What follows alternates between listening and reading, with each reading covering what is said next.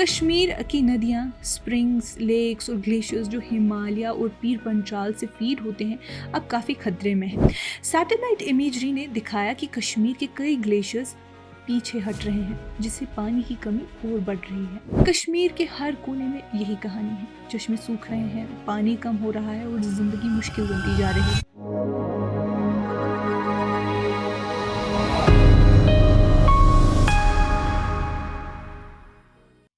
ये कश्मीर रिपोर्ट है। आप सब नाजरीन का खुशामदीद। मैं हूँ आपकी मेज़बान उमायमा ऋषि।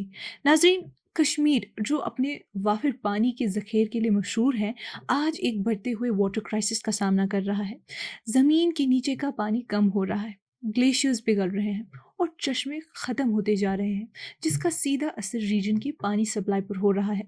लोकसभा में पेश किए गए डेटा ने सिचुएशन की संगीनियत को समझाया। हालांकि हुकूमत का कहना है कि अभी वाइड स्प्रेड क्राइसिस नहीं है, लेकिन ग्राउंड से आने वाली रिपोर्ट्स कुछ और ही कहती हैं। कई इलाकों में चश्मे सूख गए हैं और लोग पीने के पानी तक को तरस रहे हैं। पानी की कमी से किसान मजबूर हो गए हैं कि महंगी ऑल्टरनेटिव इरिगेशन सोर्सेज ढूंढे, जिससे उनकी जिंदगी और मुश्किल बन रही है। शहरों में भी पानी का बहरान दिख रहा है। श्रीनगर और दूसरे टाउन से लोग कंप्लेंट्स कर रहे हैं कि सप्लाई आवर्स कम हो गए हैं और कुछ इलाकों में तो दिनों तक पानी बंद रहता है। नवंबर 2023 और नवंबर 2024 का स्प्रिंग डिस्चार्ज डेटा बहुत संगीन तस्वीर दिखाता है। बारामूला की कॉलोनी बाग में स्प्रिंग डिस्चार्ज 74% गिर गया है। श्रीनगर का चश्मशाही स्प्रिंग भी 10% कम हुआ और कुलगाम के पारीगाम बाला में 22% से ज़्यादा गिरावट देखी गई। सैटेलाइट इमेजरी ने दिखाया कि कश्मीर के कई ग्लेशियर्स पीछे हट रहे हैं, जिससे पानी की कमी और बढ़ रही है।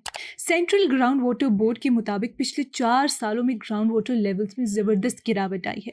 बडगाम में 88%, कुपवारा में 81% और बारामूला में तकरीबन 70%। IMD की रिपोर्ट कहती है कि पिछले 5 साल से कश्मीर में बारिश भी लगातार कम होती रही है और 2024 में एनुअल रेनफॉल 32% कम रही। प्रोफेसर शकील रोमशो, जो ग्लेशियोलॉजी और क्लाइमेट चेंज के एक्सपर्ट हैं, कहते हैं कि स्नोफॉल ही कश्मीर का असल पानी का सोर्स है। कम बर्फ गिरने की वजह से नदियां और दरिया सूखने लगे हैं। इसी वजह से स्प्रिंग्स और स्ट्रीम्स गायब हो रहे हैं। यह बहरान सिर्फ कश्मीर तक महदूद नहीं रहेगा।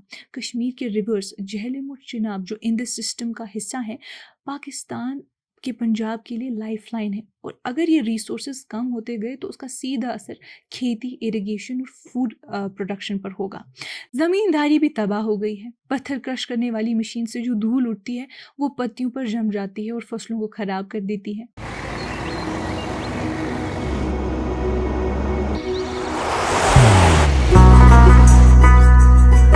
मोहब्बत वही जो दिल से हो,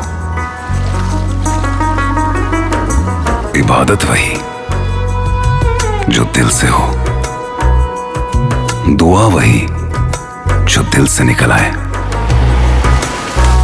बात वही जो दिल से कही जाए, दोस्त वही पक्का जो दिल से साथ निभाए, रिश्ता वही बेजोड़ जो दिल से जोड़ा जाए। दिल से ही तो होते हैं इरादे चट्टान से, दिल से ही तो बनते हैं घर खाली मकान से। दिल से बनी हर चीज पुश्तों तक चलती है, इसलिए खैबर सीमेंट का जर्रा जर्रा दिल से बना है, ताकि आप जो कुछ भी बनाएं दिल से बनाएं। खैबर सीमेंट, दिल से बनाओ। ऐसे ही और भी कई गांव और टाउन्स है जहां ये मसले सामने आते हैं और अब तो लोग प्रोटेस्ट करते करते भी थक गए। कश्मीरी ज़बान में लोग चश्मों को नाग कहते हैं। जम्मू और कश्मीर के 6,553 गाँव में 3,300 से ज़्यादा गांव ऐसे हैं जहां पास ही ताज़ा पानी के चश्मे मौजूद हैं। पहले ये कुदरती ज़राए ही पीने का पानी और खेती के लिए अहम सोर्स हुआ करते थे, लेकिन पिछले 2 दशकों में इनमें से आधे से ज़्यादा या तो सूख गए हैं या उनका पानी बहुत कम हो गया है। जनवरी 2025 में जल शक्ति डिपार्टमेंट ने गांदरबल और श्रीनगर के चश्मों का पानी टेस्ट किया। 40 सैंपल्स में से 37 गंदे मिले। उनमें बैक्टीरिया था। जल शक्ति के इंजीनियर समीउल्लाह बेग ने लोगों को ये वार्निंग भी दी कि चश्मों का पानी यूज़ करने से पहले उबालना ज़रूरी है। ये एडवाइजरी तब दी गई जब जॉन्डिस के केसेस बढ़ गए थे, और ये कोई नई बात नहीं है। 2018 से 19 की एक साइंटिफिक स्टडी ने दिखाया कि जम्मू और कश्मीर के 258 चश्मों में से 6.2% का पानी पीने लायक ही नहीं था। शुमार छोटा लगता है, लेकिन दूर दराज इलाकों में जहाँ और पानी का सोर्स नहीं होता, ये बहुत खतरनाक है। नारानाग, जो कि श्रीनगर से 50 किलोमीटर की दूरी पर है, कि एक गांव की रिहायशी का कहना था कि पहले वो दिन में 2 मरतबा चश्मे पे जाते थे, सुबह और शाम। पूरी बस्ती की औरतें वहां जमा होती थी, बर्तन बरते, गपशप करते, बच्चे खेलते रहते थे, और ये जिंदगी का हिस्सा था। आज वो चश्मा सूख गया है। अब उन्हें मीलों चलना पड़ता है एक नए सोर्स तक, और वो भी भरोसेमंद नहीं है। हर कोई बस परेशान रहता है कि पानी ख़त्म ना हो जाए। उनका कहना था कि पहले फ़िल्टर या उबालने की फ़िक्र नहीं करते थे। पानी मिट्टी से निकल के सीधा पीने लायक होता था। आज उबालते हैं, छानते हैं, फिर भी फ़िक्र रहती है।